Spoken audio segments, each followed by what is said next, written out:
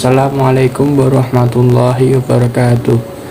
Alhamdulillahirabbil alamin wa bihi nasta'in wa ala umurid dunya waddin. Wassalatu wassalamu ala asrofil anbiya'i wal mursalin sayyidina Muhammadin wa ala alihi wa sahbihi ajma'in. Puji syukur kita haturkan kepada Allah Subhanahu wa ta'ala karena limpahan rahmat dan karunia-Nya kita diberikan kesehatan lahir dan batin. Sholawat serta salam kita haturkan kepada Nabi Muhammad Rasulullah Sallallahu Alaihi Wasallam yang kita nantikan syafaatnya di hari Yaumul Qiyamah nanti. Yang terhormat Ibu Fitri Wulandari selaku dosen pengampu sejarah peradaban Islam modern.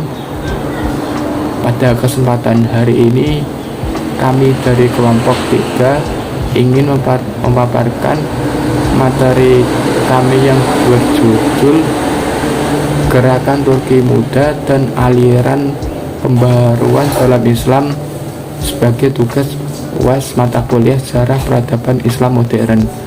Materi yang pertama mengenai latar belakang Gerakan Turki Muda akan dibacakan teman saya, Mbak Adelia. Latar belakang terjadinya Turki Muda. 1. Kegagalan Utsmani Muda melakukan pembaharuan heterogenisasi penduduk menyebabkan kurangnya rasa persatuan. Terlebih Utsmani merupakan kerajaan yang cenderung militer dan merosotnya perekonomian negara akibat pemborosan harta dan peperangan. Yang kedua, pemerintahan Sultan masih bersifat absolut. Ketika Sultan Abdul Hamid II mulai berkuasa pada tahun 1876, timbul keinginan untuk melawan politik konservatif kekaisaran. Hal ini sedikit banyak dipengaruhi oleh perkembangan budaya liberal di Turki. Pada Desember 1876, Sultan Abdul Hamid II mendeklarasikan Parlemen Konstitusional Utsmaniyah yang pertama. Namun 2 tahun kemudian ia menangguhkan Parlemen Ottoman sehingga tinggal tersisa sekelompok kecil yang dapat diambil bagian dari kelompok kekaisaran. Tujuan gerakan dari Turki Muda yaitu pertama membatasi keabsolutan sultan, 2 mengembalikan konstitusi 1876 dan mengembalikan deklarasi parlementer.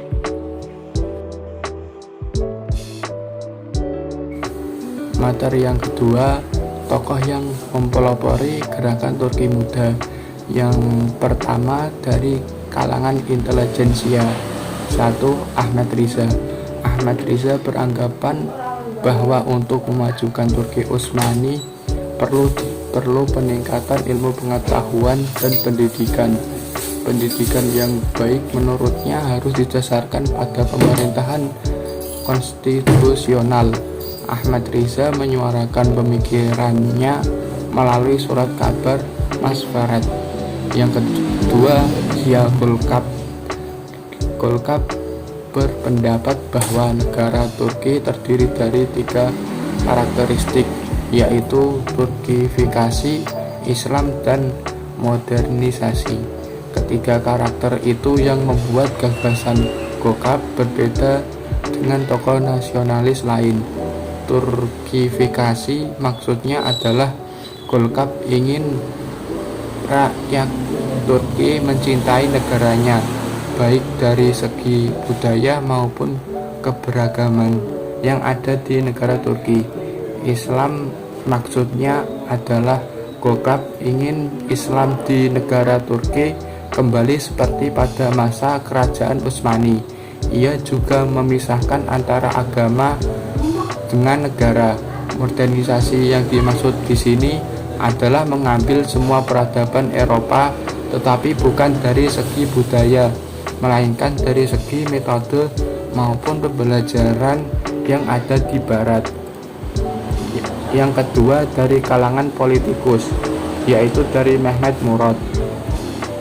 Mehmet Murad beranggapan bahwa mundurnya Turki Utsmani karena pemerintah yang absolut dari Sultan Hamid II, sehingga perlu adanya badan pengawas supaya pemerintah tidak melanggar undang-undang, serta perlu adanya Dewan Syariat Agung untuk mengawasi Sultan dan menterinya supaya tidak melanggar sistem musyawarah. Mehmet Murad menyuarakan pemikirannya melalui majalah Mizan. Yang ketiga, kalangan kerajaan, yaitu dari Pangeran Sabahuddin. Menurut Pangeran Sabahuddin, Turki Utsmani butuh perubahan sosial.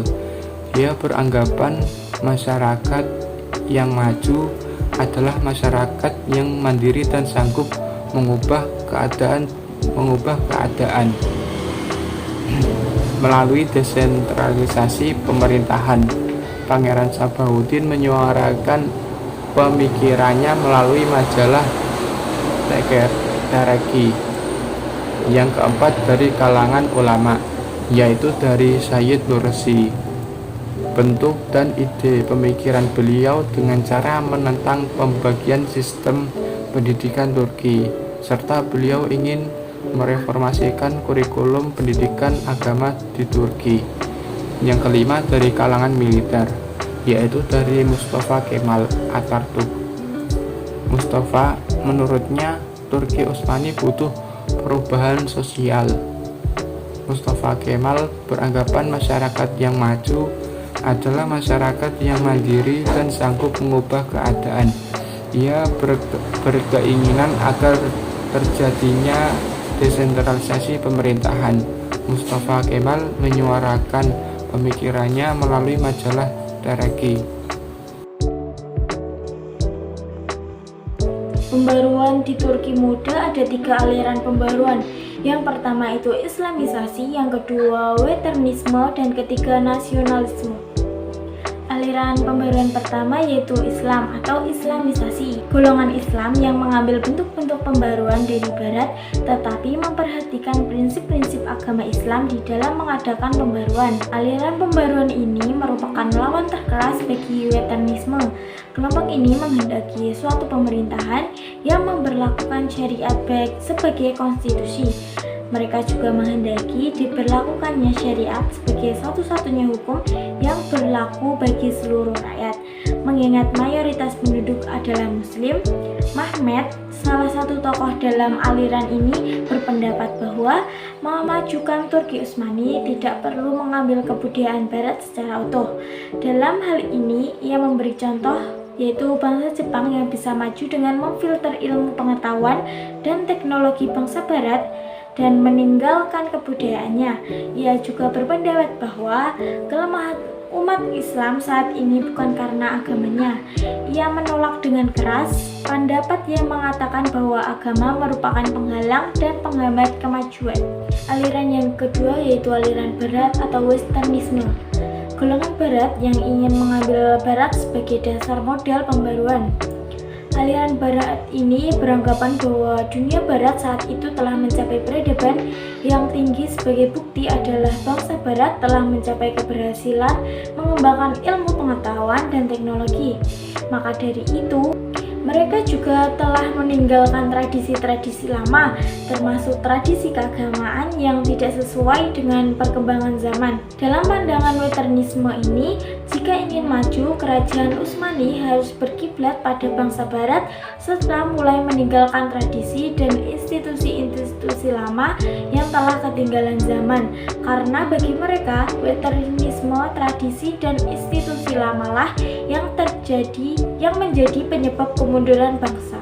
Yang ketiga yaitu aliran pembaruan nasionalis atau nasionalisme. Golongan nasionalis Turki yang timbul kemudian yang melihat bahwa bukan peradaban Barat dan bukan juga Islam yang dijadikan dasar tetapi nasionalisme Turki. Pembaruan yang ketiga dan paling akhir adalah nasionalisme. Ia lahir dari nasionalis Turki yang lahir dan tumbuh dari alam Turki sendiri. Ia muncul sebagai sintesa antara westernisasi dan islamisasi di kerajaan Utsmani. Aliran ini menjadikan nasionalisme sebagai titik dalam mengadakan pembaruan. Semua usaha pembaruan yang mereka lakukan senantiasa dikaitkan dengan kepentingan nasional, persatuan dan kesatuan bangsa Turki. Dalam sistem pemerintahannya misalnya, kelompok ini setuju dengan sistem yang diterapkan di dunia Barat, termasuk kecenderungannya kepada pemerintahan sekuler. Namun demikian, mereka menolak untuk mengambil kebudayaan bangsa Barat secara utuh dan tanpa reserve. Mereka hanya memilih hal yang sesuai dan bisa dijadikan modal untuk membentuk kebudayaan nasional Turki yang modern.